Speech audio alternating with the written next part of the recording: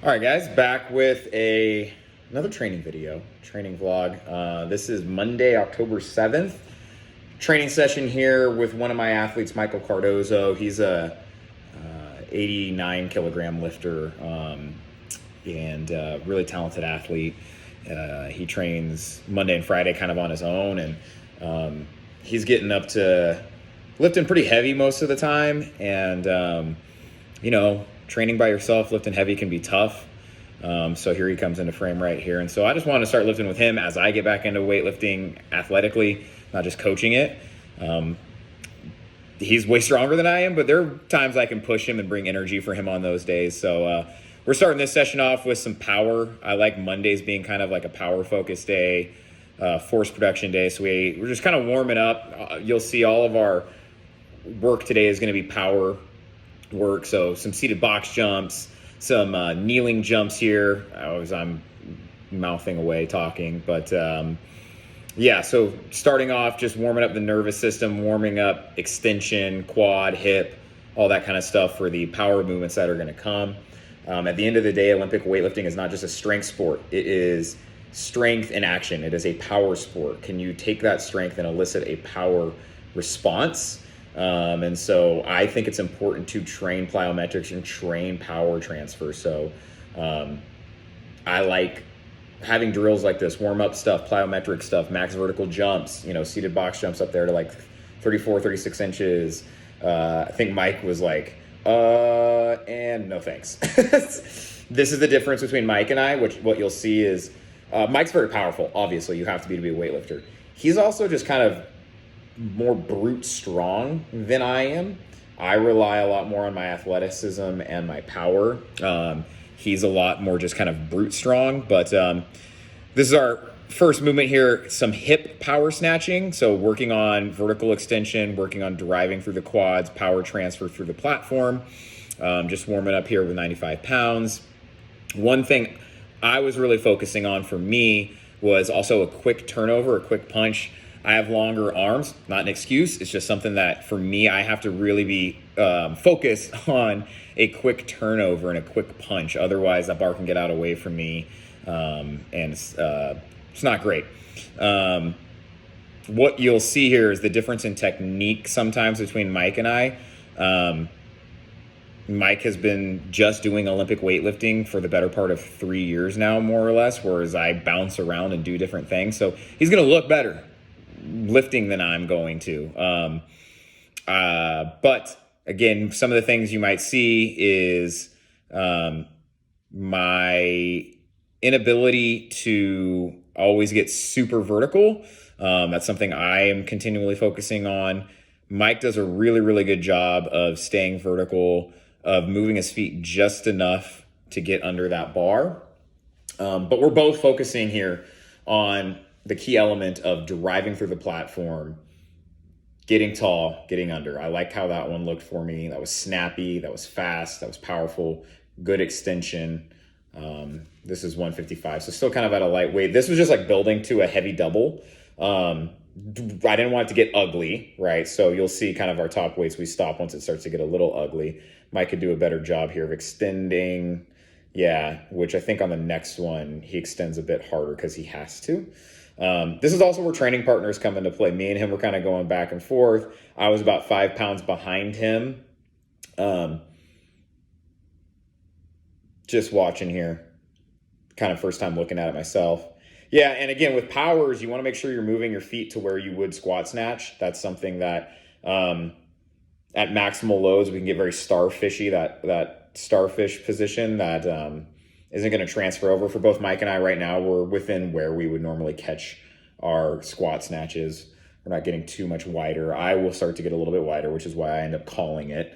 But right here, I think we're at like 170 maybe. That second one was solid. That first one was a little wonky, a little wobbly. My timing was a little weird. I didn't get Mike's. Mike did 175. I think maybe this is 170 again. That one was good. Yeah, so now he's at 180. and he misses, and I'm like, ooh, there's an opening. So instead of going 175, right, this is where having training partners, like I was saying, pays off, because I was like, ooh, I can push him here. So he missed. I'm like, I'm going to go for 180. I have an opening. And here we go. Boom. Again, a little wide, getting a little low under it. And this one, that my feet are way wider than I would normally squat snatch. Got under it. It counts. And I was like trying to push Mike. I was like, hey, you got to make this now, which he said. He's like, okay, I can't let Sean beat me. I got to make this. So here comes Mike back with 180, and he utterly smokes this. He looks like he could do quite a bit more. Again, just that raw strength. Boom. One thing with those high hangs, those power positions, is you want to keep that bar in the hip. You don't want that bar to leave and those shoulders to come too far over. But that's kind of where we called it. We both hit 180 for 2 on that hip power. And then we moved on to our clean and jerk variation, which was 2 high hang clean into 2 push press. Now, I kind of want to talk about push press as an accessory movement for weightlifters. If you are push pressing as an Olympic weightlifter, there should be 2 things you're mainly focusing on. One is a very aggressive and quick dip and drive. If you feel like your dip and drive and your jerk is slow, or you dip too deep, something I do, a push press where you're focusing on quick dip and drive can be really good. And then also a fast lockout. If you are grinding out your push press reps where you're popping it up overhead and then it's like pressing through, there's not going to be great carryover to your jerk. We don't want that in a jerk. That's a press out, right? So if you are doing push press for weightlifting, make sure you are working with weights that allow you a very good dip and drive and a very fast, fluid lockout and punch. That will have carryover to the jerk. Don't be grinding out push press reps just for the weight. If you're a general lifter or just trying to build strength or whatever, grinding them out is fine. But we worked up very quickly here. We're already at 205. We didn't take a lot of time with this one. So like, let's just get into it. Mike's overhead position has been something we worked a lot on. He's very good at getting those elbows locked out pretty quick and fluidly. Boom, gets his head through. Very nice. 225, this is where I end up calling it. Let's look at the hang power clean. Solid, pretty good extension. Again, feet not getting too starfishy. Yeah, very nice. This first push press felt really, really good. You'll notice my elbows are out nice and wide. I create a good shelf. What you'll notice on the second one is I get those elbows up higher. It's a minute detail, but those elbows getting up higher, I actually disengage a lot of my scap, and I don't get as much back extension and bringing that chest through. And you saw I kind of had to grind it out, so I called it there. I would say that's more technique than it is anything else. Just making sure that I'm getting good chest pull through back extension for a good shelf for that jerk, or that push press, excuse me. Mike looking solid here, a little wobbly, but the next one. And boom, fluid, very nice. Again, we maybe could have gone a bit heavier, or Mike at least could have, but again, it would probably start getting a bit slow and a bit grindy. We're alternating Mondays on back squats. We have one week where it's just traditional get heavy, and then our opposite week is kind of more volume and speed squats. So this is 4 sets of 8, 225, 235, light for us. But we're trying to work on speed, getting out of the hole. So Mike there, again, you'll see the difference between us. He does the whole set really fast. I will do each individual rep very fast. So I'm still going to take my time, but I'm going to stand quick, right? Get out of the hole quick, and I reset. There's no right or wrong with this. The way Mike does it is totally fine. He's getting everything we want out of it, which is that volume, which is speed down and up. For me, I find that if I try to squat like that, I have a really hard time keeping good bracing mechanics. I can lose my core. My back starts to round. So one thing that I was really focusing on here is, again, that back extension.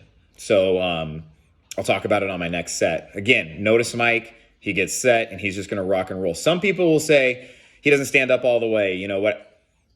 For the purposes of this, we're just trying to get time under tension on the quads, on the back. As his coach, I'm not cueing him to like, hey, finish driving through, because we'll do that on our strength sets, right? I'm not worried about it. We're just trying to build volume, build speed on these squats. Okay, so back to me here. Again, notice how I'm really pulling my chest through. My elbows are flared back ever so slightly. I was listening to the guys over at Sika Strength, and they were talking about one of the best cues for back squats, watching Lu Zhaozhan, is this really big back extension, this pulling the chest through. And it's something I can get lazy with, and a lot of people get lazy with. And so I was really intentional with every single rep focusing on this, and I can't tell you guys how much lighter it made the bar feel. You just create such a good shelf, and you can really think about you're just pulling the bar down. This idea of pulling the bar down to the traps, you can just see as I sit here and do this, right? I pull that bar down, that pulls my chest through. Now I'm a lot more likely to keep a nice upright chest, keep that bar balanced over the midfoot, not have my hips rise out of the bottom. Like everything's going to stack better when I keep really good back extension and pulling that chest through. So we did 2 sets at 225 for 8, and then we did 2 sets at 235 here for 8. And again, just all about speed, all about lighter weight. You're able to focus on mechanics a bit more. You're able to like pick 1 or 2 things to think about and not worry about grinding. Again, coming back to that theme, like this day is anti-grinding. This is about speed, power, technique. We don't want grindy reps today. Those will come later on in the week. Our Friday day is our really heavy day. So Mondays are dedicated to power, speed, and all that kind of stuff. So I think these are our last sets here. Mike's last set. Again, it's still going to look really good. Going to look fast. Boom, down, all the way up.